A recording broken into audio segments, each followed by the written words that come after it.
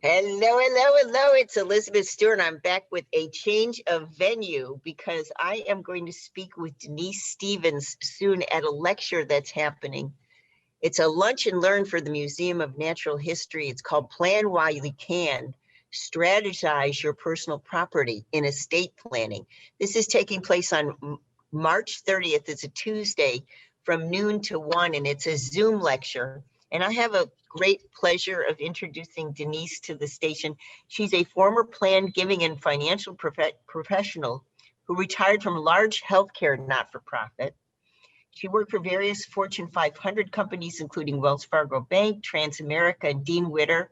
She has double BA degrees from UCLA and a master's degree in organizational behavior and development from California Lutheran University. And not only that, she's a friend of mine.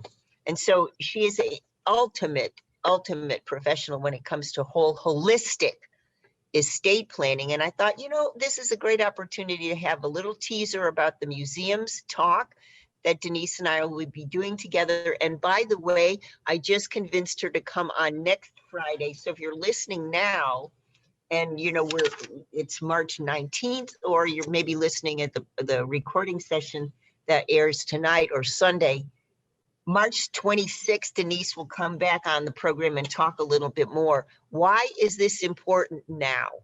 It's important now because people have been faced with their own mortality during this pandemic. And so many of Denise's clients and my clients are saying, we got to get our trust and will in order. And then Denise wisely thought, oh, well, let's talk to Elizabeth because a lot of people leave out the personal property part. So what do you do with your things? How do you pass them to your heirs, et cetera, et cetera? So Denise is with me just for a short time. Like I say, she's coming back on the 26th of March to talk a little more at 10 a.m. But Denise, we were talking, tell me the elements of an estate plan, and one of which should be personal property, but what's the holistic element structure? Well, an estate, first let me go back and quickly say the best part of the upcoming museum lunch and learn webinar is it's free. The museum also traditionally does a more comprehensive estate planning workshop in November of every year. And that kind of touches on what you just asked me.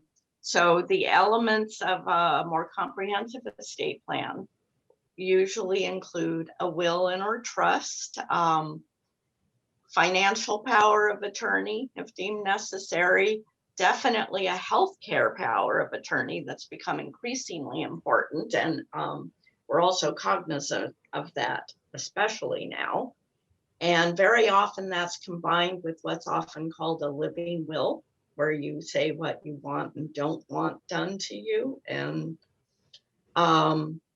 then other elements of an estate plan can include personal property, which is often overlooked, and yet it can be what causes the most distress in a family. And now we're even getting into things like digital assets. So this idea that it causes distress in a family, I wonder if you can share a story about that level. Well, lots of times personal property. And when I say personal property, I'm talking about what they call intangible personal property. It's something that can be physically handled. So we're talking household furnishings, antiques, books, dishes, jewelry, sports equipment, collections, all art, all kinds of things. It's something we all have. It's something we all have to deal with. Very few families or individuals escape having to, at some point in their lives, deal with the personal property, all the stuff. So,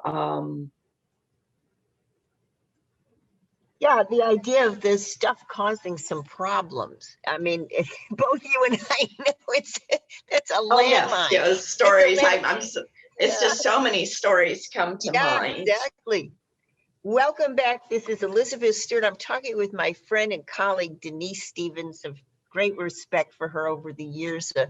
She does a lot of planning regarding estate work, and the idea is that she actually invited me to help her with the talk. She and I are going to talk together at a lunch and learn for the Museum of Natural History, and come to find out that the museum has actually been so successful with their estate planning seminars that they're doing on November 21st, which is a Sunday, a comprehensive 2-hour free workshop on estate planning. That's way in the future, but if you've got on your calendar March 30th free, around lunchtime from 12 to 1, Denise and I will be talking about the insertion of personal property into a general estate plan.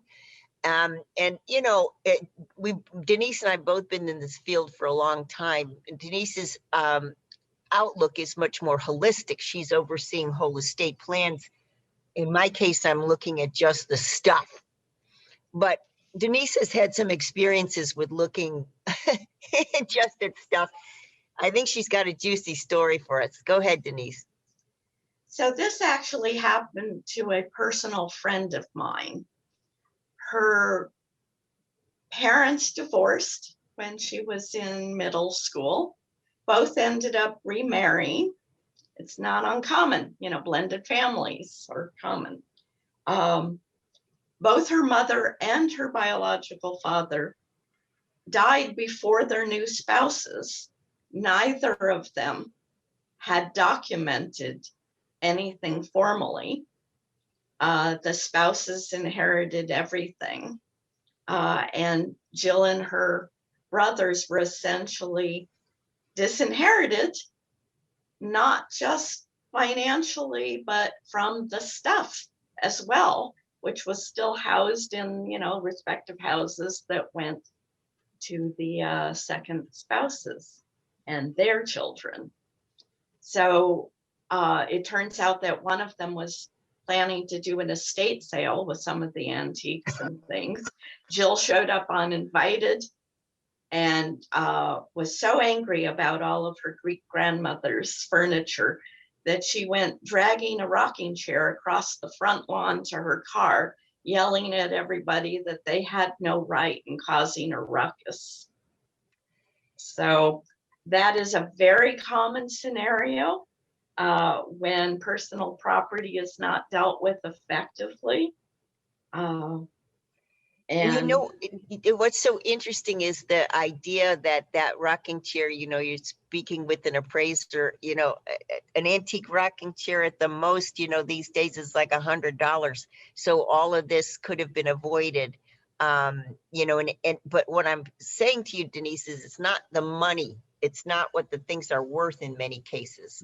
Very often, this is the part of estate planning that, as we said, causes the most family problems. Discord. Because there's so much emotional value and sentiment with certain items, and items are hard to divide. It's not like money. So there may be something that everybody wants. There may be things nobody wants until they've actually heard your story. So let me quickly say a colleague of mine shared this story and I've never forgotten it. Family had a set of Franciscan dishes. We've all seen them. Nobody really wanted to take them because, the adult children had their own. The mother went down to the basement, dragged up a box and all these old letters. Apparently her father had purchased these dishes for his own mother, one at a time while he was in the military in World War II, saved up about one dish at a time and wrote his mother while he was away all these letters and, gave her a dish. Then everybody wanted the dishes and they had to decide, who gets what, which is a large part of what we're going to be talking about, is how you make those decisions, how you document it, and how it's all done. So March the 30th from 12 to 1, and you want to hear more? Absolutely. Yeah.